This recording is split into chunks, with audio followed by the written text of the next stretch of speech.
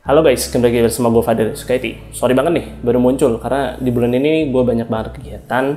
Karena di bulan ini gue telah melalui masa-masa sidang skripsi dan sekarang gue sedang menghadapi masa-masa revisi laporan. Ya biasalah, masa-masa akhir mahasiswa untuk mendapatkan gelar sarjana. By the way, untuk memulai video di tahun 2021 ini, gue pengen banget nih ngedandanin PC gue. Terutama gue pengen banget casingnya tuh diubah dengan casing yang lebih baru. Dan juga gue pengen banget punya LED RGB karena PC gue sebelumnya tuh hanya punya satu warna LED aja, warna merah. Dan pada video ini gue akan jelaskan komponen-komponen apa aja yang gue gunakan untuk ngedandanin PC gue supaya mendapatkan suasana yang lebih baru aja. Casing ini berasal dari brand Cube Gaming yang sudah cukup terkenal dengan produk-produknya yang affordable seperti casing dengan nama Gramov ini, yang dibanderol dengan harga sekitar 600 ribuan aja berdasarkan harga dari Tokopedia. Dan kenapa gue ngambil warna putih? Karena gue pengen punya casing putih yang dalamnya juga warna putih, biar semakin kontras saja dengan warna komponen lainnya. Casing ini sudah mendukung hingga motherboard berkeluaran ATX, serta untuk materialnya sudah berbahan metal dan juga tentunya sudah memiliki side panel berbahan tempered glass. Di bagian depan casing ini sudah di-include dengan 3 buah fan dengan LED RGB yang sayangnya tidak dapat diatur warnanya. Ya setidaknya cukuplah untuk menambah airflow serta estetika pada casing ini. Front panelnya memiliki model kayak low polygon gitu serta bertekstur mesh alias bolong-bolong. Jadi bisa memaksimalkan airflow dari front panel. Oh ya, front panelnya juga sudah dilengkapi dengan dust filter, tapi ini menyatu dengan front panelnya langsung, jadi mungkin agak tricky ya buat gue untuk bersihin debu-debunya yang menempel nanti, karena nggak bisa dibuka secara langsung. Untuk back panelnya dilengkapi dengan slot ekspansi sebanyak 7 buah. Lanjut ke bagian atas, di sini terdapat I/O port yang terdiri dari satu buah USB 3.0, 2 USB 2.0, audio jack untuk mic dan headphone, dan selain itu ada tombol power serta tombol reset. Pada bagian atas juga terdapat dust filter yang kali ini dapat dilepas dengan mudah karena menggunakan magnet. Kemudian untuk bagian bawahnya juga sudah dilengkapi dengan dust filter yang juga mudah dilepas pasang. Gue suka nih dust filternya di setiap sisi jadi bisa meminimalisir debu yang masuk, jadi nggak perlu sering-sering buat gue bersihin di bagian dalam casing. Untuk penempatan storage alias drive bay terdapat di bagian samping dan dapat dilepas. Di sini bisa memuat 2 kali SSD 2,5 inch dan 1 HDD 3,5 inch. Ada satu lagi drive bay di bagian bawah, jadi untuk masalah storage casing ini lumayan lah, bisa memuat cukup banyak. Casing ini dapat memuat fan ukuran 120 mm hingga 140 mm, dan fan tersebut dapat diletakkan pada bagian depan, atas, dan juga belakang. Misalkan nanti gue ingin menggunakan water cooling, casing ini juga mendukung radiator hingga ukuran 360 mm. Ruang kabel manajemen pada casing ini juga cukup luas, apalagi juga dilengkapi dengan power supply cover, jadi aman lah untuk mengumpetin kabel-kabel. Dan untuk gue cukup membantu karena gue orangnya emang nggak rapi-rapi amat dalam urusan kabel. Karena akan bertemakan RGB, tentu gue butuh aksesoris lain untuk merealisasikan hal tersebut. Di sini gue beli fan dari brand Dark Flash yang sudah mendukung ARGB alias warna RGB-nya dapat diatur sendiri. Yang pertama untuk fan casing gue menggunakan DR12 Pro 5-in-1. Sesuai namanya dalam paket penjualan dilengkapi dengan 5 buah fan casing berukuran 120 mm dengan RGB LED. Fan ini gue beli dengan harga 499.000 dan sudah termasuk dengan fan controller serta wireless remote yang menurut gue harga segini sangat ramah kantong untuk 5 buah fan RGB plus controller. Selanjutnya ada Dark Air Pro, ini merupakan sebuah CPU fan berukuran 120 mm yang dilengkapi dengan 4 buah heat pipe. Seperti yang gue bilang sebelumnya, CPU fan ini sudah mendukung fitur ARGB dengan 2 buah kabel, yang satu merupakan kabel PWM dan satunya lagi merupakan kabel ARGB yang dihubungkan ke motherboard untuk melakukan RGB sync. Nah, sayangnya mobile gua nggak mendukung fitur RGB sync, jadi kabel ini akan gue hubungkan ke controller fan casing agar bisa sync dengan fan-fan tersebut. Oh ya, CPU fan Dark Air Pro ini gue beli dengan harga 300 ribuan aja. Cukup murah untuk sebuah CPU fan 120 mm, apalagi sudah mendukung fitur ARGB. Oke, selesai dengan basa-basinya, mari lanjut ke proses pindahin PC gue ke casing baru ini.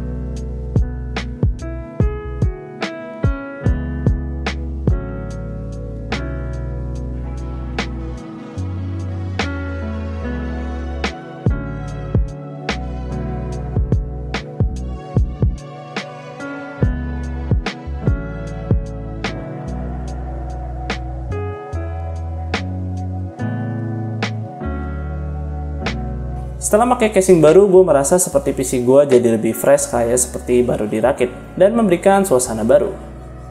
Untuk RGB-nya udah bisa sync untuk di setiap fan karena semuanya terhubung ke controller termasuk si CPU fan-nya. Sayangnya aja sih mobile gue nggak mendukung RGB sync, jadi RGB GPU-nya nggak bisa sync dengan warna RGB fan. Tapi gue sendiri sih tidak begitu memikirkan hal tersebut dan udah merasa cukup puas karena variasi mode warnanya banyak banget.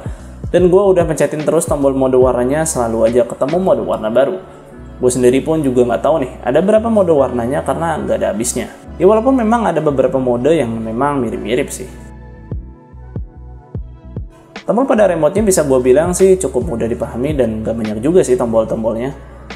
Variasi mode warnanya memang banyak, tapi hanya beberapa saja yang diletakkan sebagai tombol dedicated, termasuk mode satu warna LED yaitu merah, hijau, dan biru. Untuk mode-mode warna lainnya dimasukkan ke dalam dua tombol bertuliskan mode ini, untuk memilih mode warna lainnya selain mode warna yang dijadikan tombol dedicated. Tentu dong, percuma RGB-RGB-an tapi airflow-nya malah nggak maksimal. Nah, gue sempat menguji suhu yang didapat ketika menggunakan casing lama dan setelah gue dandanin PC gue pakai casing plus fan baru. Di sini gue uji dengan ruangan ber-AC dengan suhu 23 derajat. Untuk suhu CPU menggunakan skenario benchmark sintetik yaitu Cinebench R23. Di casing lama, suhu maksimal CPU bisa mendapatkan 75 derajat. Dan suhu maksimal CPU di casing baru bisa mendapat 70 derajat. Selisih yang cukup lumayan lah, sekitar 5 derajat. Kemudian pengujian GPU menggunakan game Cyberpunk 2077. Dan gue sorry nih tidak menampilkan suhu CPU-nya karena gue sendiri lupa untuk menaruh overlay CPU di dalam gamenya. Jadi yang tercatat oleh gue hanya suhu GPU-nya saja. Di casing lama, suhu GPU tercatat mendapatkan suhu 66 hingga 67 derajat. Dan untuk casing baru, suhu CPU tercatat mendapatkan 58 hingga 59 derajat. Kemudian untuk storage-nya, di sini gue menggunakan satu SSD dan satu HDD. Bisa dilihat data berikut memang suhunya tidak begitu berbeda cukup signifikan. Tapi secara overall, airflow yang dapat cukup memuaskan karena memiliki improvement dari casing sebelumnya. Satu hal lagi selain mode RGB, fan speed-nya juga bisa diatur.